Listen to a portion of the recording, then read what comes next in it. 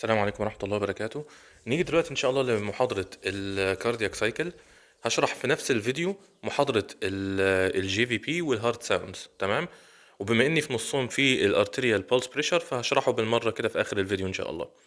ليه أنا بشرحهم مع بعض؟ لأن هما كده كده كلهم يعني مضمونين في قلب بعض، فأنت هتذاكر دي لوحدها تبقى محتاج تذاكر دي معاها، تذاكر دي لوحدها تبقى محتاج تذاكر دي معاها، تمام. طيب تعال الأول نبص كده على الهارت بتاعنا. الهارت بتاعنا بيبقى فيه إيه؟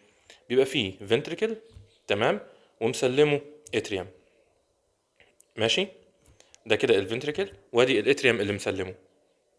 طيب احنا دلوقتي عندنا حركة الدم بتبقى عاملة ازاي؟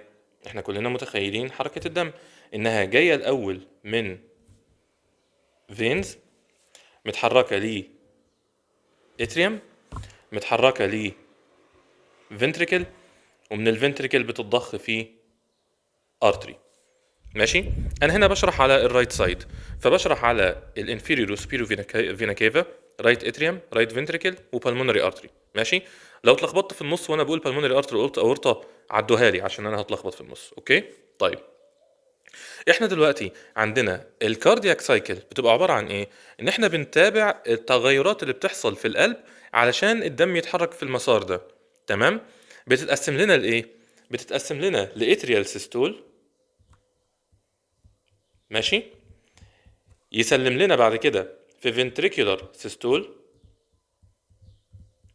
يسلم لنا بعد كده في ventricular diastole، ماشي. احنا دلوقتي عارفين السيستول اللي هو الانقباض والدايستول اللي هو الريلاكسيشن، ماشي. ففي البدايه في اتريال كونتراكشن يزق لنا شويه دم على الفنتريكل، ماشي. بعد كده في ventricular contraction يضخ الدم جوه ارتري، بعد كده في ventricular relaxation يستقبل الدم من الاتريوم. طب حركة الدم دي بتعتمد على ايه؟ بتعتمد على بريشر جريدينت، يعني كل ما انا كان البريشر عندي في المنطقة اعلى من المنطقة اللي بعدها الدم هيتحرك من البريشر العالي للبريشر القليل. طب احنا ازاي بنتحكم في البريشر ده؟ يا اما بالكونتراكشن ان هو يزود لنا البريشر، طبيعي انك انت هتضغط على الكيس تروح المية اللي جواه ايه؟ هتبظ لبره، تمام. يا اما انك لو مليت الكيس اوفر تروح المية برضو هتبظ لبره. فكده الفوليوم الزيادة يزود البريشر والكونتراكشن يزود البريشر، تمام. ده كده اساسيات الكاردياك سايكل، ان احنا بيبقى عندنا في البدايه في اتريال سيستول يسلم في فنتريكولار سيستول يسلم في فنتريكولار دايستول، ماشي. طيب احنا دلوقتي الفيلينج بتاع الفنتريكل ذات نفسه، الفيلينج بتاع الفنتريكل ذات نفسه بيعتمد على ايه؟ هل بيعتمد على الاتريال سيستول، يعني الاتريوم يعمل كونتراكشن يروح ينزل الدم في الفنتريكل؟ لا، الاساس في الفنتريكل ان هو بياخد الدم بايه؟ بياخد الدم بالجرافيتي وبالسكشن بتاعه هو نفسه. جرافيتي، انت وانت واقف اتفتح الباب ده اللي ما بين الاتريوم والفنتريكل، خلاص الدم هينزل على طول ايه من الاتريوم للفنتريكل، ماشي. غير كده الفنتريكل ذات نفسه هو بيعمل ريلاكسيشن وده مكان مغلق، هيروح هيعمل ايه؟ هيعمل نيجاتيف بريشر. فالنيجاتيف بريشر دي هتعمل ايه؟ هتعمل سكشن للدم، هتمص الدم من الاتريوم للفنتريكل، وكميه الدم اللي هتتبقى في الاتريوم قليله خالص، وهي دي اللي هتتزق تحت بالاتريال سيستول، ماشي. لعلمكم مفيش تشامبر في القلب بتفضى تماما من الدم في اي لحظه من اللحظات، لازم بيتبقى شويه دم قليلين سواء في الاتريوم او في الفنتريكل. ولكن لو ترسب كميه دم كبيره في اي مكان ايه اللي يجرى؟ والله ده ممكن يحصل عليها جلطه، يحصل ستيسس في الدم ده، يحصل عليها جلطه، تمام. دي كده اساسيات ايه؟ الكاردياك سايكل. طيب في عندنا الموضوع الثاني، انا بديكم اساسيات كل واحد وبعد كده هربطهم كلهم ببعض ان شاء الله. الموضوع الثاني اللي هندرسه ان شاء الله هو الهارت ساوندز. الهارت ساوندز عندنا بيتقسموا لايه؟ لأربعة: S1 و S2 و S3 و S4، ماشي. اللي هيهمونا انهي S1 و S2. S1 ده عبارة عن ايه؟ عبارة عن الكلوجر بتاع ايه؟ او قفلة ايه؟ قفلة الاتريو فنتريكولار فالفز اللي هم في الناحية دي كده الترايكاسبيد وفي الناحية التانية الميترال. يبقى دي ايه؟ قفلة ال AV فالفز، اوكي. طيب و S2 دي بتاعت ايه؟ دي بتاعت قفلة الارتيريال فالفز السيمي ليونر فالفز اللي هم البلمونري فالف هنا والاورتيك فالف في الناحية التانية، يبقى سيمي ليونر فالفز. S3 و S4 دول الطبيعي ان احنا ما بنسمعهمش في بني ادم طبيعي. هم ايه اس 1 واس 2 دول اصلا؟ شفت لما تحط السماعه على قلب بني ادم تروح تسمع لب دب لب دب لب دب؟ اللب هي الاس 1 والدب هي الاس 2. ماشي. الاس 3 والاس 4 هل بتسمعهم في البني ادم الطبيعي؟ مش بتسمعهم. تسمعهم امتى؟ لو في مشكله. ايه المشكله؟ والله الاس 3 دي بنسمعها بشكل طبيعي في ايه؟ في التشيلدرن، الاطفال الصغيرين. ممكن نسمع فيها اس 3 بالذات لما يبقى عندهم تاكيكارديا. ماشي. ونسمعها برضو في الناس الادلت بقى امتى؟ لما يبقى عندهم حاجه اسمها فوليوم اوفرلود، في كميه دم كبيره جوه الفنتريكل، وده عاده بيحصل امتى؟ في حالات الهارت فيلير، وفي حالات تانية برضو بس سيبنا منها دلوقتي. تمام. الاس 4 دي بتسمعها امتى؟ بتسمعها اثناء الاتريال كونتراكشن. الاتريال كونتراكشن. ودي بتسمعها امتى؟ لما يبقى قدامها ستيف فالف، يعني في ترايكاسبيد او ميترال ستينوسس. ماشي. يبقى اي في ستينوسس. تمام. دي كده بالنسبه للهارد ساوندز. عرفنا الاس 1 بنسمعه امتى، عرفنا الاس 2 بنسمعه امتى، الاس 3 والاس 4 كده كده ايه هتجيبوه المذاكره سهل خالص. ماشي. في عندنا بقى تالت حاجه، تالت موضوع هنتكلم فيه مرتبط بيهم، اللي هو ايه؟ الجي في بي، الجاجولار فينس بريشر. احنا دلوقتي عندنا الجاجولار فين اللي بيبقى في رقبتنا، ده بيبقى ايه؟ بيبقى متوصل على السوبيريور فينا كيفا. اوكي. متوصل على السوبيريور فينا كيفا اللي هو متوصل على الرايت اتريوم. الجاجولار فينس بريشر عباره عن ايه؟ انت دلوقتي عندك الجي في بي ده، يا اما بتقيسه بجهاز يا اما بتشوفه بعينك. اشوفه بعيني؟ ايوه. بتقول للبيشنت يبص شمال. لما يبص شمال هتروح هتلاقي رقبته كده بتنبض. ماشي. النبضه دي عند كل الناس؟ لا، عند الناس اللي عندهم ايه؟ elevated جي في بي. فلو لقيت النفضه دي يبقى انت شخصت elevated جي في بي. طبعا هي فيها كام بروسيس تانيين كده، بس لما تدرسوا بطنه ان شاء الله تدرسوهم، سيبكم دلوقتي من التفاصيل دي. ماشي. امال احنا في الفسيولوجي بندرس ايه؟ بندرس ان احنا لا، مسكنا جهاز مانومتر بنقيس بيه الضغط، ورحنا موصلينه لفين؟ للرايت اتريوم هنا، دخلناه من الجاجولار فين ووصلناه لحد الرايت اتريوم هنا. تمام. ده بنقيس بيه تغيرات الضغط اللي بتحصل جوه الجاجولار في جوه الرايت اتريوم. ماشي. وهي التغيرات بتحصل كتير في اثناء الكاردياك سايكل. انا هربط لكم كله مع بعض ان شاء الله بحيث تبقى المحاضرتين محاضره واحده. لما بنحط المانومتر ده ونقيس الجي في بي، هنلاقي المنظر اللي قدامنا ده طالع لنا ويف كده، بعديها ويف اصغر منها، بعدين هبوط، بعدين ارتفاع بطيء كده، بعدين هبوط سريع. ماشي. وكل حته ليها اسم، فدي اسمها A ويف، ودي C ويف، ودي X ديسنت، ودي Y ويف، ودي Z ديسنت. ماشي. اتفقنا ان احنا حاطين الجهاز اللي بنقيس بيه الضغط فين؟ في الرايت اتريوم. فكل دي عباره عن تغيرات في البريشر فين؟ في الرايت اتريوم. طيب الاي دي بتاعت ايه؟ ايه بتاعت الايه؟ ايه بتاعت الاتريال سيستول. ماشي. ايه اللي جرى فيها؟ ان الرايت اتريوم خلاص عمل كونتراكشن على اخر شويه دم باقيين فيه بعد ما نزلوا شويه الاساسيين بايه؟ بالجرافيتي. فالبريشر ده او الكونتراكشن ده زود البريشر حاجه بسيطه، فطلعت الاي ويف بالشكل ده. ماشي. وبعدين راح بدأ يحصل ventricular contraction. الفنتريكولار كونتراكشن ده بيبقى متقسم لثلاث مراحل، او الفنتريكولار سيستول ده بيبقى متقسم لثلاث مراحل. مرحله في البدايه اسمها ايزوفوليومتريك. ماشي. مرحله بعدها اسمها رابيد ايجكشن. ومرحله بعدها اللي هي السلو او ديليد ايجكشن. اوكي. طيب ايه الفروق ما بينهم؟ الايزوفوليومتريك كونتراكشن بيبقى عباره عن ايه؟ ان الفنتريكل عمل كونتراكشن في البدايه بغرض واحد، ان هو عايز يساوي البريشر اللي جواه بالبريشر اللي جوه الرايت اتريوم. طيب هو ليه عايز يساويهم؟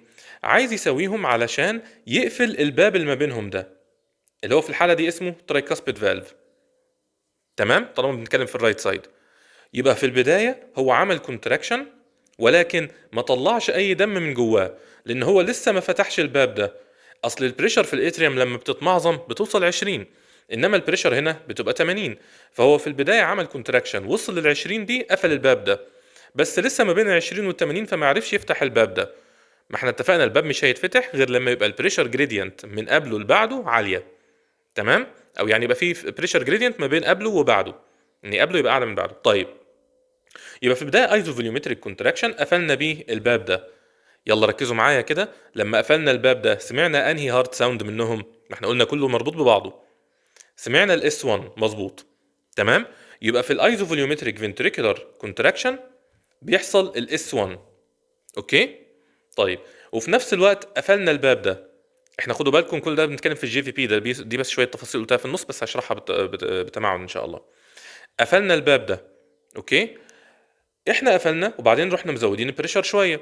لما زودنا البريشر تاني، هل هنفتح الباب بالناحيه العكسيه؟ لا، هو الفالف محطوط عشان البابيلاري ماسلز هنا شداه منع انه يتفتح للناحيه التانيه، ولكن ما زال في ضغط عليه، وده حته ليفلت، حته ورقه. فبالتالي الباب ده هيعمل ايه؟ هيبقى بلجد لفوق كده، بارز لفوق كده. بلجنج يعني بروز، هيبقى بلجنج لفوق كده. فده هيعمل ايه؟ هيزود لنا برضو البريشر جوه الاتريوم زياده بسيطه خالص، وهي دي اللي عملت لنا السي ويف. يبقى السي ويف كان سببها ايه؟ البلجنج بتاع الترايكاسبيد فالف. اوكي. وبعدين ولا قبلين بدأ خلاص، خلصنا هنا الاتريال سيستول، خلص الكونتراكشن بتاع الاتريوم، راح بدأ يعمل ريلاكسيشن. اتفقنا لما حته بتعمل ريلاكسيشن ايه اللي بيجرى فيها؟ بيتكون جواها نيجاتيف بريشر. تمام. فده اللي خلى فيه الاكس ديسنت ده، ان البريشر بدأت تقل. ليه؟ عشان النيجاتيف بريشر اللي حصلت جوه الرايت اتريوم لما حصل ريلاكسيشن. يبقى الاكس ديسنت دي سببها ايه؟ سببها الاتريال ريلاكسيشن او الاتريال دايستول. اوكي. طيب النيجاتيف بريشر دي عملت ايه؟ هنا نيجاتيف بريشر، وهنا لا مش نيجاتيف بريشر، عادي ممكن تكون بوزيتيف بريشر. تروح تبدا تسحب الدم من بره تدخله جوه الرايت اتريوم. بدات تزيد الكميه، لما بتزيد الكميه بتزود الضغط. مظبوط. فعشان كده بدا يحصل ايه؟ الواي ويف دي. ولكن شايفين بطيئه ازاي؟ هي بطيئه عشان هي بتعتمد على الفيلينج مش كونتراكشن، فبتاخد وقتها على بال ما بتعلى. تمام. فبالتالي حصلت الواي ويف، اللي هو ان بدا يجي الدم من الانفيريو فينا كيفا ومن السوبيريو فينا كيفا ويملى لنا الرايت اتريوم. ماشي. وبعدين خلاص انتهى الفنتريكل من الكونتراكشن بتاعه، بدا يعمل ريلاكسيشن، راح فتح الباب. لما فتح الباب اتفقنا اغلب الدم بينزل بالجرافيتي. تمام. فالزي ويف دي سببها ايه؟ سببها خلاص الاوت فلو بتاع البلد من الرايت اتريوم للرايت فنتريكل، اللي سببها ايه؟ ان احنا فتحنا الاتريو فنتريكولار فالف، فتحنا الترايكاسبيد فالف. ماشي. يلا بقى نبدا نمسك المعلومات واحده واحده وبالتفصيل. نبدا الاول في الكاردياك سايكل عندنا. اتفقنا الكاردياك سايكل عندنا بتتقسم لايه؟ بتتقسم لاتريال سيستول، وبعد كده فنتريكولار سيستول وفنتريكولار دايستول. تمام. الفنتريكولار سيستول ودايستول اتفقنا بنبدا في البدايه بايزو فوليومتريك، وبعد كده رابيد، وبعد كده ديليد او ريديوست. ماشي. احنا دلوقتي اوريدي دارسين الاي سي جي. ماشي. وفاكرين من الاي سي جي المنظر بتاعنا بتاع البي كيو ار اس تي. اتفقنا البي ده عباره عن الديبولاريزيشن اللي بيحصل للاتريا. ماشي. الويف اللي طالعه من الاس اي نود. بعد كده عندنا البي ار دي الديلي اللي بيحصل في الاي في نود، سيبنا منه. بعد كده عندنا الكيو ار اس ده الديبولاريزيشن بالدي مش بالار، ديبولاريزيشن اللي بيحصل في الفنتريكلز. وبعد كده عندنا التي ويف دي بقى الري بولاريزيشن بالار اللي بيحصل للفنتريكلز. اتفقنا الدي بولاريزيشن بالدي بتعمل كونتراكشن، الري بولاريزيشن اللي هي بالار بتعمل ريلاكسيشن. تمام. فبالتالي لما انا اقول لك دلوقتي اتريال سيستول، يبقى متزامنه مع ايه في الاي سي جي؟ متزامنه مع البي ويف. طيب متزامنه مع ايه في الجي في بي، الجاجولار فينوس بريشر؟ متزامنه مع الاي ويف. اوكي. طيب متزامنه مع ايه في الهارد ساوندز؟ كتبناها ورا. متزامنه مع الستينوسيس، الاتريو فنتريكولار ستينوسيس، سواء مايترال او ترايكاسبيد. ماشي. فالصفحه اللي ورا دي يعني هتلاقوا فيها اللمه لكل الاسئله اللي ممكن تتسالوا فيها. اوكي. ده كده بالنسبه للاتريال سيستول. نيجي بعد كده على الفنتريكولار سيستول.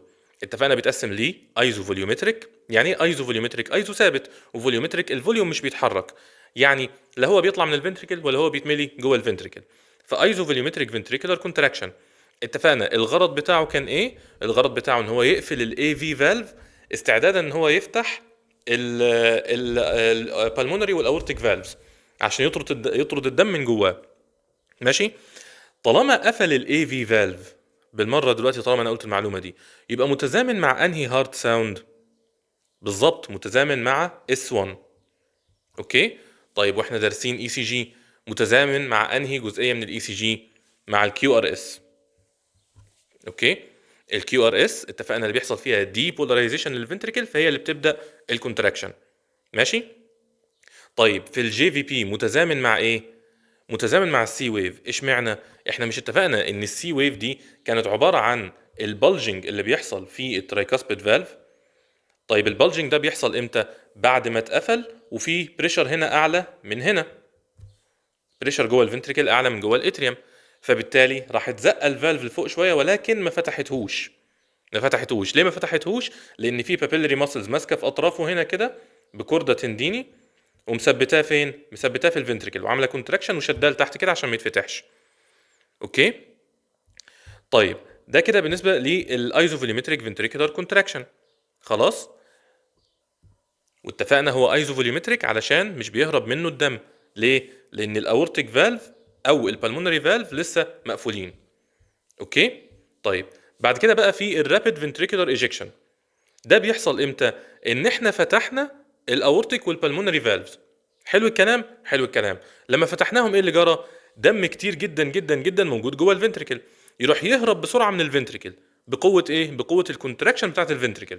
هنا الفرق ما بين الفنتريكل والاتريوم. اتفقنا الاتريوم لما بيتفتح الباب الدم بيقع لوحده بالجرافيتي وبالسكشن بتوع الفنتريكل، وجزئيه بسيطه جدا اللي بتنزل بالاتريال سيستول. في الفنتريكل عكسنا الكلام، الفنتريكل القوي الضخم ده اللي بيزق الدم للجسم كله، اللي بيزق الدم مع وضد الجرافيتي، ده لازم بيضخ علشان يطلع الدم. فهنا بتعتمد على ايه؟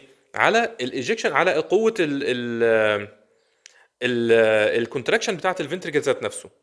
تمام. طيب يبقى احنا هنا في حاله الرابيد فنتريكولار ايجكشن عملنا ايه؟ فتحنا الاورتيك فالف. اوكي. فاغلب الكميه طلعت، وبعدين في نهايه الرابيد فنتريكولار ايجكشن بيحصل ايه؟ بيحصل التي ويف اللي هي ريبولاريزيشن. ريبولاريزيشن حصلت للفنتريكل، فبالتالي الفنتريكل وقف الكونتراكشن بتاعه. ماشي. فخلاص اخر شويه دم بيطلعوا في الريديوست فنتريكولار ايجكشن. اوكي. وبدا يتملي هنا الاتريوم. طالما بدا يتملي الاتريوم يبقى هتبقى انهي بقى ويف في الجي في بي؟ بالظبط الواي ويف. تمام. هنا بدا يتملي الاتريوم، بدا يحصل واي ويف. اوكي. يبقى احنا دلوقتي عندنا الاتريال سيستول، خلاص اتفقنا هو البي ويف، هو الاي ويف. ماشي، مش محتاج اقعد اقول في كذا وفي كذا وفي كذا، خلاص انتوا ركزوا معايا. البي ويف في الاي سي جي، الاي ويف في الجي في بي، الفورث هارت ساوند ليه؟ لو كان في ستينوسيس سواء بقى في الميترال او في الترايكاسبيد. ماشي. بعدين نيجي للايزوفوليومتريك فنتريكولار كونتراكشن او ايزوفوليومتريك فنتريكولار سيستول. ده بيبقى متزامن مع ايه؟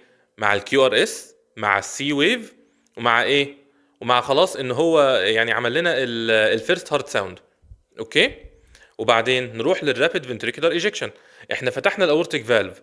خدوا بالكم فتحه الفالف مش هي اللي بتعمل الساوند، قفلته هي اللي بتعمل الساوند، كانك بتقفل باب فيعمل طخ. انما لما تفتحه عادي انت فتحته على الهواء مش بيعمل صوت. اوكي. ولكن الرابيد فنتريكولار ايجكشن ايه المميز فيها؟ ان احنا فتحنا فيها الاورتيك فالف. الايزوفوليومتريك فتحنا؟ لا، ما احنا لو فتحنا ما كانتش هتبقى ايزوفوليومتريك، كان الدم هيهرب. اوكي. فهنا لما فتحنا هرب الدم واغلب ستروك فوليوم طلعت، وبيبقى في نهايتها خلاص التي ويف. ليه؟ بتعمل بدات تعمل ريبولاريزيشن للفنتريكل عشان يبدا يعمل ريلاكسيشن بقى. اوكي. بعد كده بقى الريديوست ايجكشن، دي اللي بيحصل في اثناءها ايه؟ بيحصل اثناءها الاتريال فيلينج. تمام. استعدادا لايه؟ استعدادا للريلاكسيشن اللي هيحصل بعد كده. وبعدين دخلنا بقى في مرحله الايزوفوليومتريك فنتريكولار ريلاكسيشن. تعالوا نبص كده على القلب. احنا دلوقتي عندنا الاتريوم فيه دم. اوكي. الارتري اللي بعد الفنتريكل فيه دم وفيه ضغط عالي، ضغط السيستول كله طالع فيه. والفنتريكل الغلبان دلوقتي بقى هو البريشر بتاعته قليله. اوكي. فبالتالي هنلاقي ايه؟ هنلاقي ان الفالف ده مقفول، والفالف ده خلاص هيتقفل كده. طالما البريشر قلت وبقت في هنا في الارتري اعلى من الفنتريكل، الفالف ده اتقفل. حلو. قفله الفالف دي بتعمل لنا ايه؟ بتعمل لنا السكند هارت ساوند. اوكي. طيب حصلت امتى الريلاكسيشن بتاعها؟ ما خلاص خلصنا التي ويف، عملنا الريبولاريزيشن تماما، فبالتالي بقى الفنتريكل خلاص بدأ يعمل ريلاكسيشن. ما هي الكهرباء طبيعي انك انت تدوس على الكوبس قبل ما ينور النور. تمام. طيب فبالتالي قفلنا خلاص الاورتيك والبلمونري، فعملنا السكند هارت ساوند. دلوقتي الفنتريكل واقع في حوسه، ان هو البريشر بتاعته اقل من البريشر بتاعت الارتري، فهو فعلا قفل الباب ده، خلاص انتهى الموضوع. اوكي، ولكن اعلى من البريشر بتاعت الاتريوم، فبالتالي الباب ده لسه مقفول، ان هو مضغوط من تحت. يعمل ايه الفنتريكل؟ يعمل موضوع الايزوفوليومتريك ريلاكسيشن، يعمل ريلاكسيشن جامد عشان يبدا يعمل سكشن.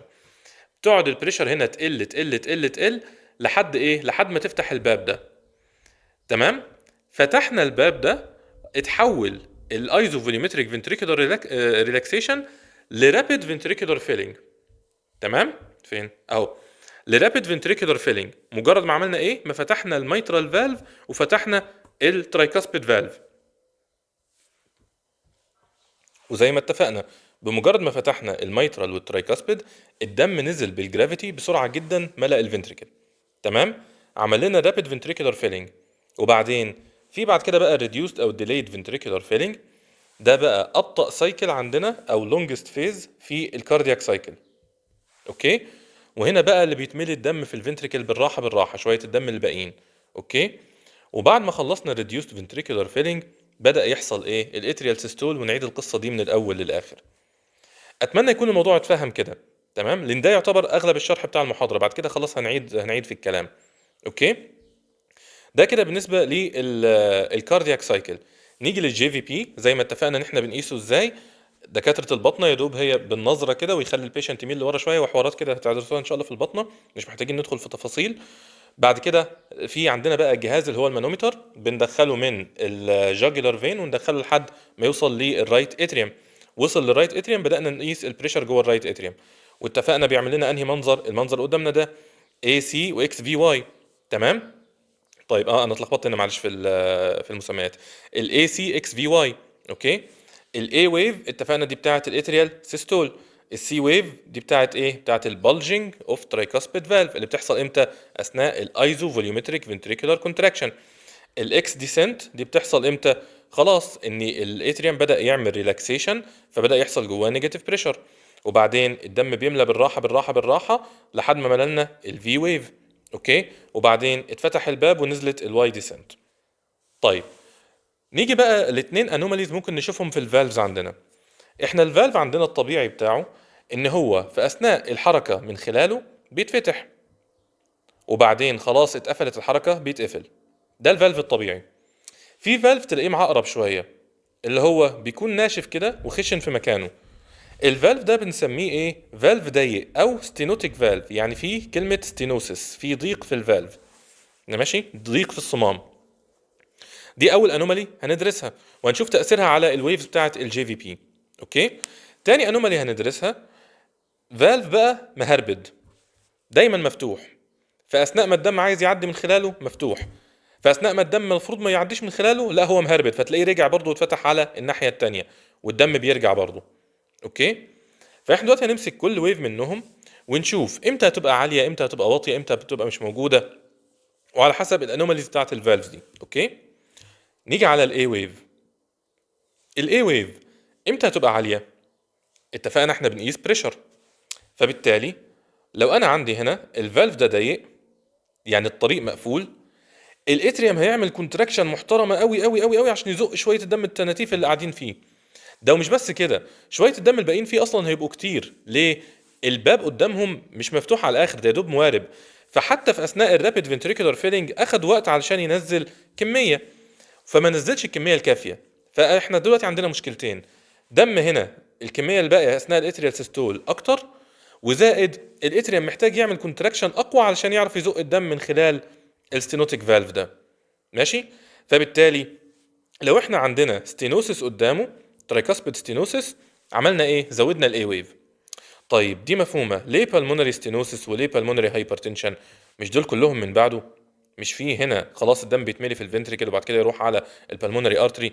طيب لو السكه هنا مسدوده سواء بستينوسيس في المنطقه دي او بهايبرتنشن في المنطقه دي، الدم هيتراكم هنا، فبالتالي هيتراكم هنا، فيعمل لنا نفس المشاكل. امتى بتبقى ابسنت في حاله الاتريال فايبريليشن؟ ناخد بالنا دايما هو امتى بروميننت امتى ابسنت. دي كلها اسئله ام سي كيو. طب ليه ابسنت في الاتريال فايبريليشن؟ ده يا دوب ارتعاش اذيني. يعني ايه ارتعاش اذيني؟ يعني مش بيعمل كونتراكشن اصلا، يا دوب بيتهز في مكانه كده ومش بيزق الدم، فبالتالي مش هنشوف الاي ويف دي اصلا. اوكي. طيب نيجي بعد كده على السي ويف. السي ويف اتفقنا دي بنحس بيها امتى؟ اثناء الايزو فوليومتريك كونتراكشن، ان حصل بالجنج للترايكاسبيد فالف. تمام. امتى تبقى عاليه؟ تبقى بروميننت في حالات الترايكاسبيد ريجيرج. ايه الريجيرج؟ هو ده الفالف المهربد ده، مجرد ما بدأ الفنتريكل يعمل كونتراكشن راح الدم بدأ يرجع بسرعه على الاتريوم. تمام. ورجوعه ده على الاتريوم هو اللي عللنا السي ويف هنا. اوكي. طيب الاكس ديسنت بقى تحصل امتى؟ بتحصل اثناء هروب الدم من الرايت اتريوم. يهرب اثناء الريلاكسيشن بتاع الرايت اتريوم. الريلاكسيشن بتاع الرايت اتريوم بيعمل نيجاتيف بريشر. طيب امتى الاكس ديسنت دي هتشوفها مش واضحه؟ والله في حاله الاتريال فايبريليشن. طب ليه مش واضحه؟ هو ما عملش كونتراكشن اصلا، فما عملش اي ويف، فمش هيعمل من بعدها ديسنت. فاهمين ازاي؟ يعني هتلاقوا الخط ده كانه مفرود كده، فانت مش شايف اكس ديسنت اصلا. اوكي. في اثناء الترايكاسبيد انكومبتنس، ليه؟ هي معتمده على ايه؟ ان البريشر بتقل. معتمده على ان البريشر بتقل. طب تخيل انت شغال بتدخل دم، لا البريشر مش بتقل، فهتلاقيها ايه؟ هتلاقيها قريبه من الفي ويف كده. بدل ما الاكس ديسنت محترمه بالشكل اللي انت شايفه ده، لا بقت ايه؟ قريبه كده من الفي ويف. تمام. طيب الفي ويف بعد كده بتحصل في حالات ايه؟ في حاله ان الاتريوم بيتملي، بيحصل فيلنج للاتريوم.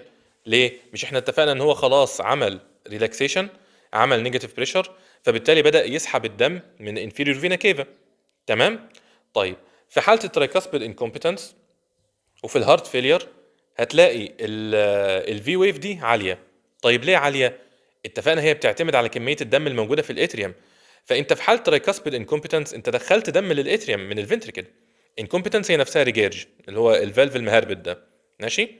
فالدم اساسا في اثناء الفنتريكولار كونتراكشن دخل الاتريوم عن طريق الفالف المهربد ده، فبقى فيه كميه دم كبيره، فبقت الفي ويف بروميننت. ماشي.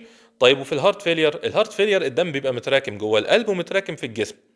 ماشي.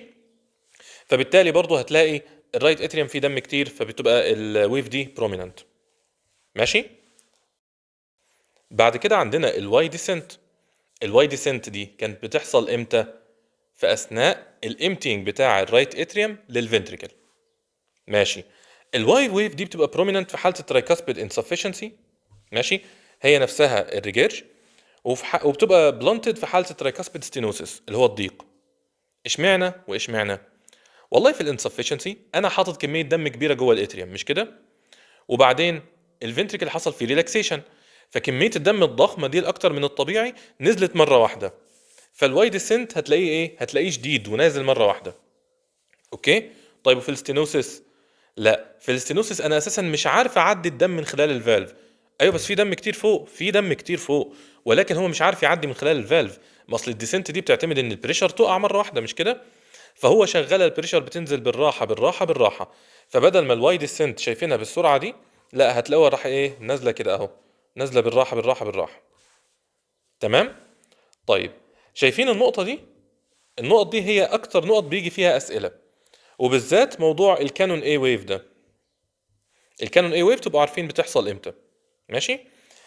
اول حاجه نعرفها هي الاي سي انترفال. اي سي انترفال، الاي دي بتاعت الاتريال سيستول اللي كانت متزامنه مع البي ويف في الاي سي جي. ماشي. والسي ويف دي بتاعت ايه؟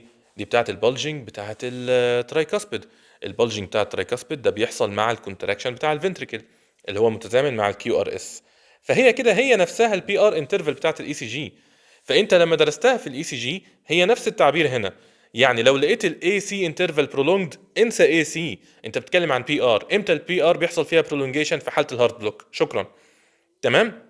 يبقى انت هنا بتفكر فيها زي ما بتفكر بالظبط في موضوع الهارت بلوك. ماشي. وزي ما شرحنا بالظبط في الاي سي جي الفروق ما بين انواع الهارت بلوك، هتلاقي هنا نفس الفروق في موضوع الاي سي انترفال. اوكي. طيب موضوع اللارج اي ويف واللارج سي ويف لسه شارحينهم ورا. نيجي بقى للجاينت او الكانون اي ويف. ايه الكانون؟ كانون يعني مدفع على فكره. كانون اي ويف دي بتبقى الاي ويف بتبقى عاليه عاليه عاليه خالص كده. ماشي، وبعديها السي ويف بالشكل ده، وبعد كده نكمل بعد كده في الديسنت بتاعتنا. ايه اللي يخلي الاي ويف بالشكل ده؟ فاكرين الثيرد ديجري هارت بلوك اللي هو مفيش اي اشارات جايه من الاتريوم للفنتريكل. الفنتريكل مش هينبض، لا هينبض ولكن بالريت بتاعه. فتلاقي الاتريوم مثلا شغال 80 والفنتريكل شغال 25 30 40 45 كده. فبالتالي انت شغال ايه؟ الاتريوم بينبض بريت لوحده عالي جدا، والفنتريكل بينبض بالراحه. فاحيان كتير هتلاقي ان الاتريوم ينبض وينزل شويه دم، وبعد كده الفنتريكل ينبض. ولكن في بعض الاحيان هتلاقي ايه؟ الاتريوم والفنتريكل يحصل فيهم كونتراكشن مع بعض. طب ثانيه، انهي اقوى، الاتريوم ولا الفنتريكل؟ الفنتريكل طبعا. طب الفنتريكل الاقوى ده عمل ايه؟ قفل لنا الفالف، قفل الترايكاسبيد فالف. يبقى بالتالي حشر كل الدم اللي موجود في الرايت اتريوم جواه. يروح الرايت اتريوم يجي يعمل كونتراكشن، هيعمل عليه بريشر ضخمه. ليه؟ ما هو مش عارف يطلع الدم ده. يعني في الطبيعي الاتريال سيستول دي كان بتزق شويه الدم، فخلاص هي مش محتاجه بريشر عاليه. انما الباب قصادها مقفول، راح عمل بريشر ضخمه جدا، فعمل لنا منظر الكانون اي ويف ده. ماشي. فكده احنا عرفنا الكانون اي ويف وعرفنا مكانها. ماشي، عشان لما نتسأل فيها بتحصل في حالة ايه؟ في حالة الاتريو فنتريكولار ديسوشيشن. يعني ايه؟ يعني اتريوم شغال بريت لوحده، والفنتريكل شغال بريت ابطأ لوحده. دي بتحصل في حالات ايه؟ في حالات الثيرد ديجري هارد بلوك. اتمنى يكون الموضوع ده مفهوم. تمام. نخلص بقى الهارت ساوند بالمره، طالما ايه شرحناها في البدايه كده، وبعد كده نشرح الارتيريال بالس بريشر على رواقه كده. هو مش هياخد كلمتين يعني، هو بسيط خالص. الهارت ساوندز اتفقنا فيه عندنا الفيرست هارت ساوند بتاع الاتريو فنتريكولار فالف اللي هو الميترال والترايكاسبيد. في سكند هارت ساوند بتاع السيميليونر فالفز اللي هم البلمونري والاورتيك. ماشي. الثيرد خلاص ده اتفقنا لما يبقى ايه؟ لما يبقى فيه فوليوم اوفرلود او طبيعي في الاطفال. والفورث لما يبقى فيه قدامه ستينوتيك فالف، فبيحصل في اثناء الاتريال سيستول عشان يزق الدم خلال الفالف ده، فبيعمل صوت الصوت الدم وهو ماشي كده، بيعمل لنا الفورث هارت ساوند. ماشي. طيب احنا دلوقتي ايه اللي بنتسأل فيه في المحاضرة دي؟ المعلومتين اللي انا قلتهم دول، اللي هو بيحصل امتى الاس 3 والاس 4، وزائد نمسك الاس 1 والاس 2 ونبدأ نعمل ايه؟ نبدأ نشوف امتى هيبقى صوتهم عالي وامتى هيبقى صوتهم واطي. ماشي، بالراحة كده. احنا عندنا دلوقتي ادي اهو الاتريوم، ماشي، خليه كورة كده وخلاص. وده اهو الفنتريكل. اوكي. وطالع من هنا الارتري. تعالوا نبص على شكل الفالف. الفالف الاتريو فنتريكولار بيبقى عامل الشكل ده كده. حلو.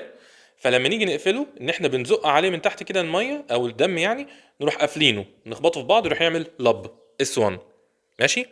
السيميليونر فالفز بقى عامله الشكل ده كده. يروح الدم يرجع عليها كده، يملى الفراغات اللي ما بينها كده وما بين الوول بتاعه الارتري، يروح يقفلها على بعض، يروح يعمل دب السكند هارت ساوند. ماشي. بالراحه نمسك اس 1. اس 1 لو فهمتوه معايا هتعكسوه في اس 2 وخلاص كده انتوا خلصتوا المحاضره. هشرح لكم برضو اس 2، بس اللي عايز ايه يفهم نقطه واحده ويعكس الثانيه. نمسك اس 1. بيعتمد على ايه صوت قفله الباب؟ عشان احنا دلوقتي في عندنا نورمال هارد ساوند، وفي اكزاجيريتد هارد ساوند، وفي مافلد هارد ساوند. اكزاجيريتد صوت عالي، طخ خبط صوت عالي خالص، تمام، ودي بتسمعها بالسماعه. مافلد صوت واطي جدا اللي هو بتلقطه بالعافيه، اسمه مافلد هارد ساوند. ماشي. ماشي. نمسك اس 1.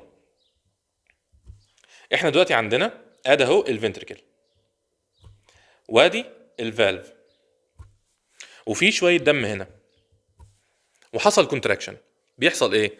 الدم ده يطلع لفوق، يلسع الفالف ده بالقلم، يروح الفالف يخبط على بعضه ويعمل اس 1. حلو. لو احنا دلوقتي عندنا شويه دم قليلين خالص موجودين هنا، يجي الفنتريكل يعمل كونتراكشن، يروح يزق شويه الدم القليلين دول من مسافه كبيره ما بينه وما بين الفالف، يزقهم زقه قويه جدا، ما هم شويه دم قليلين وده فنتريكل فماسلز قويه. يروح يخبط الفالف خبطه قويه جدا، فيعمل لنا اكزاجيريتد اس 1. اوكي. طيب انما بقى لو دم كتير خالص خالص خالص هنا كده، هتلاقي ايه؟ هتلاقي الفالف اصلا عايم فوق الدم، عايم فوق الدم. ويجي الفنتريكل يكونتراكت على كميه دم كبيره جدا، فيبقى الكونتراكشن ابطا. يروح يعمل ايه؟ باب مواربه بسيطه، ويا دوب زقته زقه بسيطه فيعمل تك، فيعمل مافلد اس 1. فهمنا الفسيولوجي اللي وراها.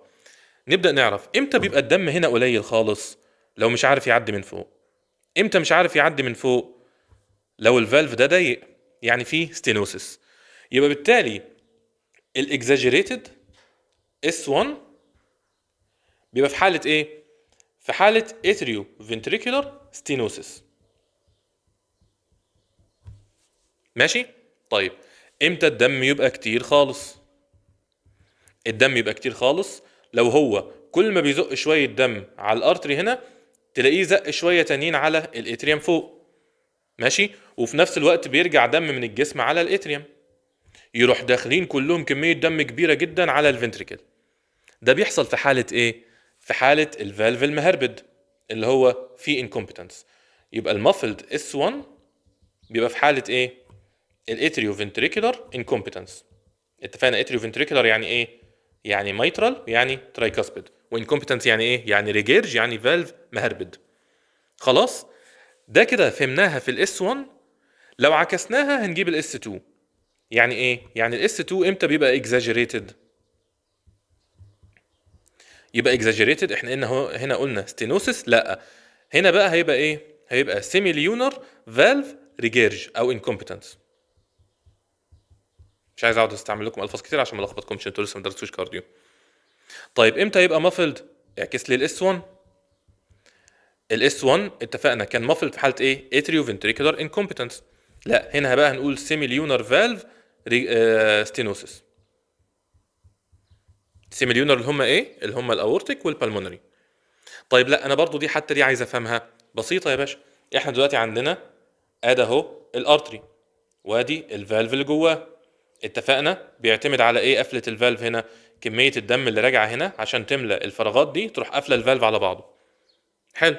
لو احنا دلوقتي عندنا ستينوسيس يبقى كميه الدم اللي هتطلع من الفنتريكل قليله، فتبقى هنا كميه دم قليله هتملاه بالراحه بالراحه تروح تخليه مفلد يقفل بالراحه. طب لو في ريجيرج نفس الفكره اللي اتكلمنا فيها، دم كتير طالع كده ودم كتير راجع تاني، يروح يخبط الفالف الاول يعمل اكزاجريتد هارت ساوند، وبعد كده يروح يتفتح كمان يبعد عن بعض ويرجع على الفنتريكل. تمام؟ ده كده فهمناه في موضوع ايه؟ في موضوع الهارد ساوندز ان هما الاس 1 والاس 2 امتى بيبقوا اكزاجريتد امتى بيبقوا مافلد. احفظوا واحده منهم واعكسوها على الثانيه. او اللي بيحب ان هو يفهم ويحشش في الامتحان، ودي كانت بتجيب لي درجات كتيره يعني، اللي هو خلاص يفهم الاس 1 بيعتمد على اف قفلته والصوت بتاعه، والاس 2 بيعتمد على اف قفلته والصوت بتاعه. حلو. طيب نيجي بعد كده لموضوع الميرمرز. يعني ايه ميرمر؟ خشوله. يعني ايه خشوله؟ يعني الدم وهو معدي عمل صوت مش طبيعي. الدم الطبيعي ان هو بيعدي انت مش بتسمع صوت، يعني انت بتحط السماعه على القلب بتسمع لبضب. ماشي؟ لبضب لبضب لبضب لبضب، انتهى الموضوع. طب انت لو سمعت لب فو دب لب فو دب لب فو دب لب فو دب، ايه الفو دي؟ الفو ده صوت خشوله. طيب حصلت امتى؟ والله لو حصلت ما بين اللب والدب اللي هو المسافه القصيره دي كده سيستوليك ميرمر. ماشي؟ طيب لو حصلت بعد الضب وقبل اللب يبقى دي كده اسمها دايستوليك ميرمر. يعني لو انا سمعت لب فو دب لب فو دب لب فو دب لب فو دب لب فو دب، يبقى انا كده سامع ايه؟ سامع سيستوليك ميرمر، ان هو حصل في فتره ما الهارت بيعمل كونتراكشن. اوكي. طيب لو سمعت لبدب فو لبدب فو لبدب فو لبدب فو لبدب فو، انا كده سامع دايستوليك ميرمر حصل اثناء ما القلب ما بيعمل ريلاكسيشن. تمام. طيب الميرمر دي انا هسمعها امتى؟ تعالوا نشوف حركه الدم اثناء السيستول. الدم بيتحرك ازاي؟ احنا عندنا فنتريكل طالع منه ارتري، وهنا الاتريوم قبل منه. فاثناء السيستول الدم بيتحرك هنا، مش كده؟ فبالتالي لو الفالف هنا ضيق هسمعه في اثناء السيستول. يبقى لو انا عندي بالمونري او اورتيك ستينوسيس هسمع سيستوليك ميرمر. ماشي؟ مش بس كده، طب انا لو عندي هنا ريجيرج، ما في اثناء السيستول برضو الدم بيرجع في الريجيرج. يبقى انا لو عندي اتريو فنتريكولار انكومبتنس او ريجيرج هسمع برضو سيستوليك ميرمر. اعكس في اثناء الدايستول الدم بيتحرك ازاي؟ الدم بيتحرك من هنا لهنا. اوكي. يبقى بالتالي لو عندي ستينوسيس الفالف هنا ضيق، الدم هو بيعدي كانك معدي من صفاره، فيروح يعمل لنا دايستوليك ميرمر. طيب ولو هنا في ريجيرج نفس الكلام، الدم راجع راح خبط في الدم اللي جاي من هنا فعمل لنا برضو الميرمر دي. اوكي. في الكارديو ان شاء الله تدرسوا بقى ايرلي وليت ومش عارف ايه وبتاع، لا مش عليكم دلوقتي عشان ما تحفظوهمش. اوكي. طيب يبقى احنا كده خلاص فهمنا اللي فيها، فهمنا ازاي بنحسب الهارد ساوندز، ازاي نعرف امتى اكزاجيريتد وامتى مافلد، فهمنا الميرمر ازاي نقدر نتخيله. خلي الرسمه دي في دماغك اثناء السيستول، الدم بيهرب من هنا، يبقى لو الطريق قدامه ضيق هيعمل ميرمر، ولو هنا كمان بيرجع على شويه دم موجودين فوق برضه هيعمل ميرمر. اثناء الدايستول اعكس القصه دي. اوكي. فانت في الهارد ساوندز وفي الميرمرز انت هتمسك واحده تحفظها والتانيه تعكسها. ماشي. الارتيريال بالس بريشر بقى عباره عن كلمتين. احنا دلوقتي بنقيس ازاي الارتيريال بالس كيرف دي؟ والله احنا الارتيريال بالس اصلا بنحسه ازاي بايدنا؟ بتحط 3 صوابع على الراديال ارتري ان هو عند الريست كده، مش عارف ايه بالعربي، المهم تحط ال3 صوابع بتوعك وتحس البلس بتاعك. تمام، ده كده بايدك. طيب عشان نرسم الكيرف بنستعمل جهاز اسمه سفيجموجرام. ناخد بالنا من اسماء الاجهزه عشان دي بتيجي كام سي كيو برضه، تاخدوا بالكم من النقطه دي. اوكي. بنستعمل جهاز اسمه سفيجموجرام. ايه السفيجموجرام؟ انتوا عارفين جهاز الضغط اصلا اسمه ايه؟ اسمه سفيجمو مانومتر. سفيجمو مانومتر، سفيجمو اللي هو اللي بيقيس ضغط الدم، مانومتر هو جهاز قياس ضغط عموما. طب والسفيجموجرام ده عباره عن ايه؟ بيقيس الضغط ويروح يرسم لك تشارت كده بالضغط. هتلاقي منظر الارتيريال بالس كيرف بيبقى شكله ازاي؟ بيبقى عامل المنظر ده كده. ايه المنظر ده؟ في لمب ان هو دراع طالع اسمه اناكروتيك لمب، ودراع نازل اسمه دايكروتيك لمب، اسف اسمه كاتاكروتيك لمب. ماشي. طيب الاناكروتيك لمب ده عباره عن ايه؟ ان الضغط شغال بيزيد جوه الارتري. ايه اللي بيزود الضغط جوه الارتري؟ الفنتريكولار سيستول. الكونتراكشن بتاع الفنتريكل يطلع لنا الدم جوه الارتري فالضغط يزيد جوه الارتري. ماشي. لحد ما نوصل للقمه، وبعدين خلاص حصل الدايستول. لما حصل الدايستول خلاص مفيش دم زياده بيدخل جوه الارتري. حلو الكلام. حلو الكلام. يروح يبدا الارتري يعمل ايه؟ خلاص يبدا الدم يرجع تاني في الارتري لحد ما يريح على الفالف. مش اتفقنا ان هو عشان يقفل الاورتيك فالف بيرجع شويه دم يريحوا عليه؟ الدم اللي راجع وبيريح ده بيعمل لنا منظر ايه؟ منظر نوتش هنا كده اسمها دايكروتيك نوتش. اوكي. وبعدين ما هو الدم مش هيفضل يرجع لورا على طول، خلاص بيحصل الاستيك ريكويل في الارتري، ان الارتري يبدا يضم على بعضه تاني. ليه؟ عشان يساعد في ضخ الدم لقدام. يروح الضغطه دي البسيطه من الارتري بتعمل لنا حته البروز لفوق دي، ودي اسمها دايكروتيك ويف. اوكي. وبعد كده يكمل الكاتاكروتيك لمب مع نفسه كده. خلاص يبقى احنا عرفنا سبب النوتش وسبب الويف عشان اسئله الام سي كيو. اوكي. احنا بنعلق ازاي على الارتريال بالس بريشر؟ هنا بقى بنتكلم عن لما بنحسه بايدينا بنعلق على 6 نقط. اوكي. والجزئيه دي مشروحه تاني في العملي، وغالبا بتتسالوا فيها في العملي مش في النظري. اوكي. ولكن برضو اعرفوها علشان لو جالكم سؤال، هي حاجه تافهه جدا فحرام تضيعوها. ايه النقط اللي بنعلق عليها وبالترتيب؟ بنعلق على الهارت ريت، وعلى الريذم، وعلى الفوليوم، وعلى الكونديشن اوف ارتيريال وول والايكواليتي والسبيشال كاركترز. واحده واحده. الريت هو معدل النبض، معدل ضربات القلب. يعني القلب بينبض 60 نبضه في الدقيقه، 50 نبضه في الدقيقه، 100 نبضه في الدقيقه، ونعلق بقى. اقل من 60 بنقول الواحد ده عنده براديكارديا، اعلى من 90 بنقول الواحد ده عنده تاكيكارديا. تمام. طيب ده بالنسبه للريت. طيب بالنسبه للريذم برضو معلومه ليكم عشان لما تيجوا تقيسوا كده، الريت بتعلقوا عليه في قد ايه؟ في نص دقيقه ولا في دقيقه ولا في ايه؟ لو الواحد الريتم بتاعه منتظم، يعني طخ طخ طخ طخ طخ طخ طخ، يبقى انت كده ده ريتم منتظم. احسب نص دقيقه وبعد كده اضرب في 2 وده كده الهارت ريت. ماشي. لو واحد بقى لا الريت عنده بيعك شويه، يبقى ده لازم تقيس له في دقيقه كامله. ماشي. طيب الريتم عباره عن ايه؟ انت بتقول الواحد ده نورمال ولا عنده الريجولار ريتم؟ يبقى يا اما ريجولار ريتم يا اما irregular ريتم. والirregular ده نوعين، منه حاجه اسمها regular irregularity وحاجه اسمها irregular irregularity. صدعتنا بكلمه regular. يعني ايه regular irregularity؟ يعني انا سامع الهارت ريت عباره عن ايه؟ 1 2 3 4 1 2 3 4 1 2 3 4 1 2 3 4 1 2 3 4. فانت عارف تعمل نغمه اللي هو ايه؟ الواحد والاثنين والثلاثه ما بينهم مسافات متساويه، والاربعه هي مسافتها مختلفه، ولكن بترجع النغمه تتعاد تاني. 1 2 3 4 1 2 3 4 1 2 3 4. ده كده اسمه ريجولار irregularity، بيحصل في حالات الاكسترا سيستول. اما بقى الريجولار irregularity دي بتبقى عباره عن ايه بقى؟ بتبقى عباره عن ايه؟ 1 2 3 4 5، 1 2 1 2 3 4 1 1 1 1 1 2 3 4 5 6 7. فاللي هو بتلاقي ايه، انت مش عارف تحسب اي نغمه خالص. دي اسمها irregular irregularity. في مستوانا ومستواكم دي بتحصل في حالات الاتريال فايبريليشن. دكاتره الكارديولوجي يعرفوا لها اسباب تانية. تمام. طيب، دي كده حاجتين علقنا عليهم في البلس. تالت حاجه الفوليوم. انت حاسس البيت تحت ايدك الطبيعي اللي انت بتحسه على كل الناس، ده اسمها افريج فوليوم. طيب لا، انت حاسسها عاليه شويه اسمها بيج فوليوم، حاسسها قليله لا لو فوليوم. تمام. طيب لو حاسسها متغيره، مره عاليه مره واطيه مره مش عارف ايه مره وسط، دي بتبقى اسمها ايه؟ اسمها فاريبل فوليوم، فاريبل متغيره. ودي برضو بتحصل في حالات الاتريال فايبريليشن. ماشي. سببها ايه؟ ساعات الفنتريكل بيبقى له فتره كويسه ان هو يملى شويه قبل ما يضخ، يعمل لنا افريج فوليوم. وساعات مع الهارت ريت السريع مش بيلحق يملى كويس، فيعمل لنا سمول فوليوم. تمام. بعد كده الكونديشن اوف ارتيريال وول هي كلمه واحده. لو انت حسيته كورد لايك، يعني كانك بتهز حبل غسيل تحت ايدك كده، يبقى ده في حاله الاثيروسكليروسيس. ماشي. بعد كده عندنا الايكواليتي، انك انت بتحط ايد تقيس بيها البلس في الايد اليمين، وايد تقيس بيها البلس في الايد الشمال. ماشي. وتشوف التساوي ما بينهم. التساوي في ايه؟ في الريت ولا في الريزم ولا في الفوليوم؟ كلكم قلتوا التلاتة غلط. هي في الفوليوم بس. الريت كده كده طالع من القلب، فمستحيل يعني تلاقي دراع بينبض اكتر من التاني، انت مش عندك قلبين، انت مش اخطبوط. تمام. والريتم نفس الكلام. انما الفوليوم هو اللي ممكن يختلف. طب يختلف ليه؟